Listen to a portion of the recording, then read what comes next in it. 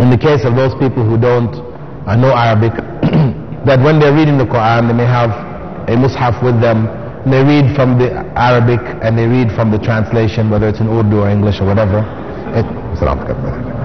Is this permissible? No, it's not permissible. In our salah, nothing from, as the Prophet ﷺ said, nothing from people's speech is appropriate in there. The translation is no longer the word of Allah, so we're using people's speech though it is a translation of the meaning, it is a person's writing of that meaning, his understanding, so we're reading the speech of people in our prayer, so it's not appropriate. Because the idea of trying to finish the Quran, during Ramadan, which has led people to want to do this, where it's really what they're doing is getting back into the ritual of finishing the Quran in Ramadan, as opposed to reciting and reflecting on the meanings of the Quran. I think, it would be better to recite what we know, reflecting on those meanings, learning the meanings of it and recite what we know, and try during Ramadan to learn more of the Quran, and of course outside of Ramadan. I don't think it's a preferable practice, and especially, if you will find in some masjid, some places, the Imam may take a mushaf, he's reading it during Ramadan, Taraweeh, and then other people will stand behind him with mushafs also in their prayer. And this is definitely for the others is not acceptable. For the Imam, one leading as an individual who's reciting, there are some narrations which permit it, but it is not a preferable practice. The rak'ah or the units of prayers of Taraweeh, well, the basic we know is there in Sahih Bukhari, where Aisha radiallahu anha, had said that Prophet ﷺ used to pray 11 rak'at, 4, 4 and 3 during Ramadan and outside of Ramadan. He didn't do more than that. This was the general practice of Prophet ﷺ. And so we would say that for Taraweeh, this is the preferable number. But if a person, because this is Sunnah, it is voluntary prayer, if a person wants to pray more rak'at, as in tahajjud, praying, because really Taraweeh is just tahajjud in Ramadan. We're just doing it together, but it's really tahajjud. If a person wants to do more, they can. But if a person now says 20, and they've got this number 20, and this is what everybody should do, then this now becomes a form of innovation. Where it is being prescribed for everybody to do this number, and this number is not authentically attributed to Omar radiallahu anhu. Though people say Omar is the one who started it, there are no authentic narrations to confirm that. If you want to do 20, no problem. But now to insist on it for others, this now becomes a problem, because you're then making something a requirement in the deen which the Prophet ﷺ didn't do. And the religion was complete with him. Now then this question, a person traveling from Canada to Saudi Arabia or Saudi Arabia to Canada, in terms of their fasting, is it allowed for them to break their fast? Of course. The traveler is allowed to break the fast. The companions, some of them fasted, some of them didn't fast, in their own practice. And the Prophet ﷺ had said that it is not from piety to fast while traveling. Even from Ottawa to Toronto? From Ottawa to Toronto. Driving. Well, the point is that if the journey is, a true journey, not just a visit and popping back, but you're making a trip which we would consider to be travel, then you may fast or not. But the point is that when he said it is not from piety to fast, it doesn't mean that it is impious for you to fast. No. It's just meaning that don't think that by fasting it is more pious than not fasting. That is the point. It is no more pious to fast while traveling than not fast. So if you wish to fast so that you don't have to make up the fast afterwards, you may do that. But if you choose to take this concession which Allah has given, then it is perfectly acceptable, and you make up your fast afterwards. When you're fasting. Okay, our little brother's question, is it permissible to put lip gloss on your lips whilst fasting and to brush your teeth while fasting. Well, lip gloss, I mean, some of them have taste to them, right? You know, they've got strawberry versions and other versions, right? You know, where, you know, the temptation is there, and it's not just on your lip, you're tasting them, you know, and then you're licking your lips, and, you know, next thing you know, really, you're putting on more, and you're licking and putting on more, and you started, you know, eating some strawberry lip gloss in Ramadan. So it's not acceptable. If it's just on your lip and you're not doing that, because it's preventing it from cracking because of the weather or whatever, and it's better to get the one without the taste, you know, which you're not likely to be licking, then it's permissible. And also to brush your teeth, though it is true, Prophet ﷺ had said, you know, quoting Allah subhanahu wa ta'ala, that the breath, the bad smelling breath of the one who's fasting is sweeter to Allah than musk. Right? The beautiful scent of musk. It is sweeter to Allah than musk. Some people have mistakenly understood from this that we should cultivate this. Right? In Ramadan, don't brush your teeth because Allah loves the smell. You know, but no. You know, we have to put this within the context of the deen as a whole. Prophet Muhammad ﷺ, though he said that, he used to use miswak in Ramadan. And he said, were it not for the difficulty it would have placed on my ummah, I would have made it compulsory to use the miswak before every prayer. Why?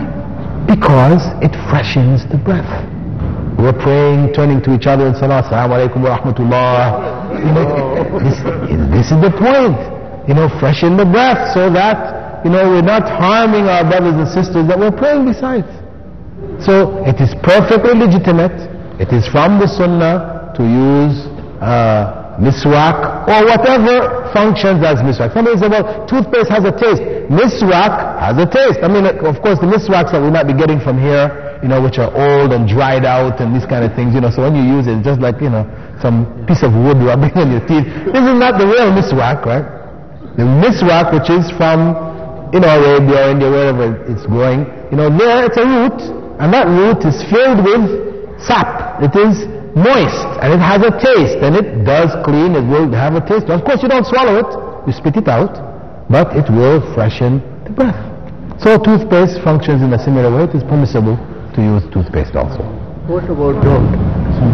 Oh, the brother is asking about people who are inside the masjid using the miswak, you know, and the taste that is collecting there with the saliva, where is this going?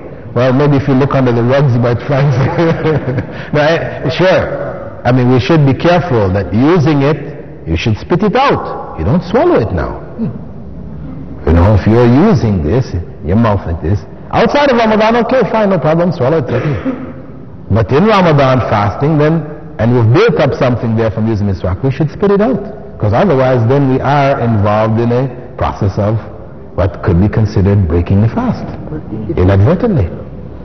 Is it considered as a sunnah to do miswak either in a mosque and continue it? I don't know where the... Brothers asking, is it from the sunnah to use the miswak in the masjid? Yes, it is. It is. We did. Then where this material goes? Well, remember the mosque in the time of the Prophet ﷺ, you know, was just gravel, open air, sunshine, rain would come, you know. So if you had to spit, you could spit in the masjid. Right? But now things have changed. Okay, we have to take this into account because of course it's now spitting in the masjid is a problem. So, you know, I mean, this is where we have to, I mean, yes, it's from the sunnah, you know, just as it was from the sunnah to pray in shoes, wearing shoes, also in the masjid.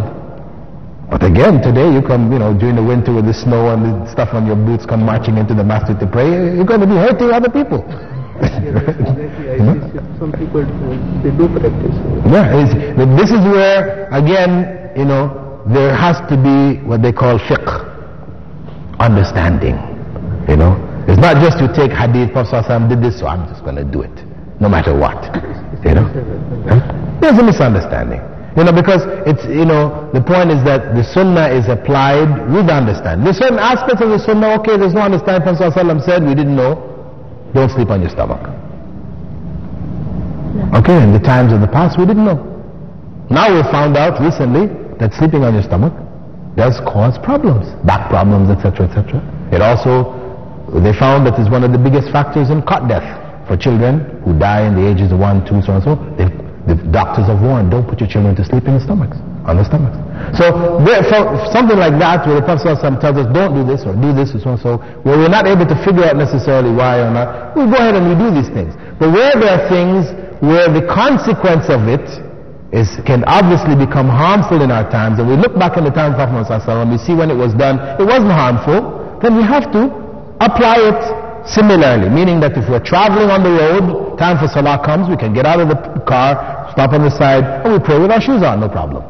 But if we have a masjid now where we have rugs and all these other kind of things, then we have to, because it's also sunnah to pray with your shoes off. So we have to apply that sunnah. It's more appropriate. A question, those who don't fast and pray, should they celebrate Eid? What? I can't say they shouldn't celebrate Eid. What they're celebrating, I don't know. Right? Because they're not celebrating the breaking of the fast because they didn't fast. You know, it's obviously it's just a cultural thing, you know. I would not say don't come to our places of prayer. Better they come, maybe hear something from the Imam that maybe might touch their heart and, you know, cause them to do this. But of course, it is a, I mean, unless, unless there is a desire inside themselves at some point, somewhere, you know, for good, then it's obviously a meaningless practice, just purely cultural. Oh, you asked a question before, okay. Brother had his hand up before. Okay, go ahead. What we can do in this area? Okay, a brother's suggestion or question concerning many of the adults who have come as immigrants here who don't have access to the Quran. What can we do? Because back home in our countries maybe there were sheikhs in the masjids teaching, so a person could go and get this kind of learning. Of course, what we're saying here is that there does need to be programs in the masjids, in the centers for adults.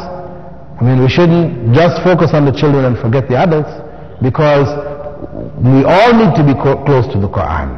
And where the parents are themselves close to the Quran, this will help that generation coming up being close to the Quran. Because it's difficult to teach the child Quran, stress on it, and his parents don't read Quran. Or her parents don't read Quran. You know. But we should have programs for teaching Quran for adults. About his teaching. Well, alhamdulillah, and our brothers was mentioning, just for the sisters who might not have heard it, is that there was a program set up in Dar Sunnah and for adults, but unfortunately very few people attended, and they entered it for a little while and they dropped out. You know. This is unfortunate. We have to keep trying though. I think, you know, even so this happens, and this is how it is. I know myself when I first came into Islam, you know, we used to have Arabic in the masjid in Toronto. We used to go to Balsted Avenue, different places to try to learn Arabic. And the classes will always start out, you know, big at the beginning. You know, after a couple of months it drops. There's only a few people till finally the teacher says, okay, you know, what's the point? It's just you and the teacher left, you know. So it would stop and they would start again, back to Alif Bata, you know.